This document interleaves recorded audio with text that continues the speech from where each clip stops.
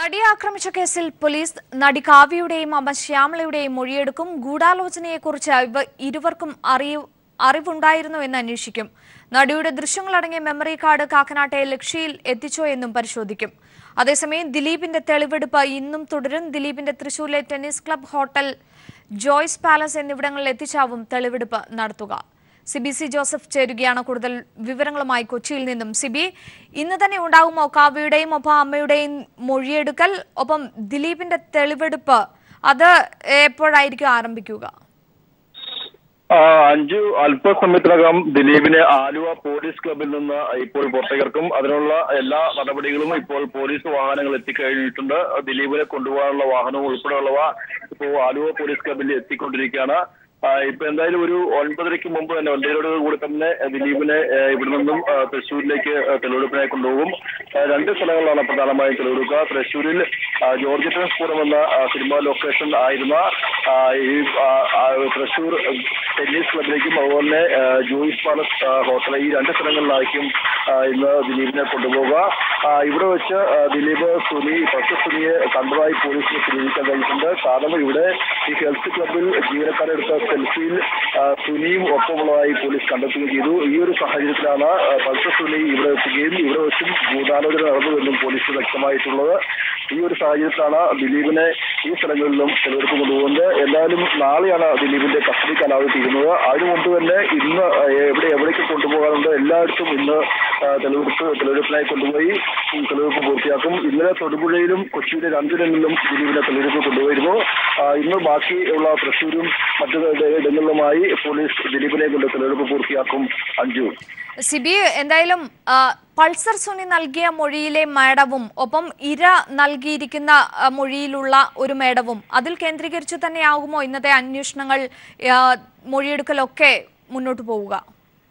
തീർച്ചയായും അഞ്ജു, ഇത് തന്നെയാണ്. കാരണം ഈ പൾസർ സുനിയെ അറിയില്ല എന്നാണ് ദിലീപ് ഈ ആദ്യഘട്ടം മുതൽ ഇപ്പോൾ തന്നെ പറഞ്ഞിരുന്നത്. എന്നാൽ പിന്നീട് പോലീസിന്റെ അന്വേഷണത്തിൽ പൾസർ സുനിയും ദിലീപും തമ്മിൽ വളരെ വർഷങ്ങളായി ബന്ധപ്പെട്ടെന്ന് പോലീസ് സ്ഥിരീകരിച്ചു.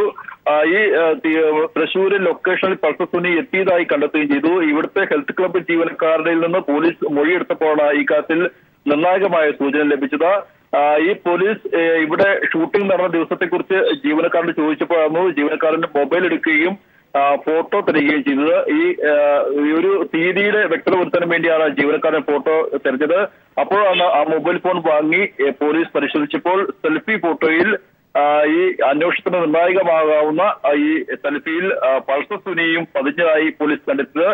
ഇതോടുകൂടെ തന്നെ പൾസർ സുനി ഇവിടെ എത്തിയിരുന്നുവെന്ന് പോലീസിന് വ്യക്തമായി. ഇതേ തുടർന്നാണ് ദിലീപിനെ ഈ ഫോട്ടോ സെക്ഷൻ ചോദ്യം ചെയ്യുകയും ഒടുവിൽ പൾസർ സുനിയുമായി ബന്ധപ്പെട്ട പോലീസ് സ്ഥിരീകരിക്കുകയും ചെയ്ത്.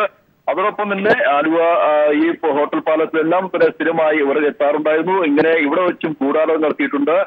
2016 നവംബർ 13-നാണ് ഇവിടെ വെച്ച് ഇവർ പൾസർ സുനി വന്നതെന്നും ഗൂഢാലോചന നടത്തിയതെന്നും പോലീസ് കണ്ടെത്തിയിരിക്കുന്നത്. ഈ ഒരു സാഹചര്യത്തിലാണ് ദിലീപിനെ അങ്ങോട്ടേക്ക് കൊണ്ടുപോയി തെളിവെടുക്കുന്നത്. എന്തായാലും ഈ കേസുമായി ബന്ധപ്പെട്ടുകൊണ്ട് ഇനിയും കൂടുതൽ ചോദ്യം ചെയ്യലും ഒരുപക്ഷെ അറസ്റ്റും ഉണ്ടായേക്കാം.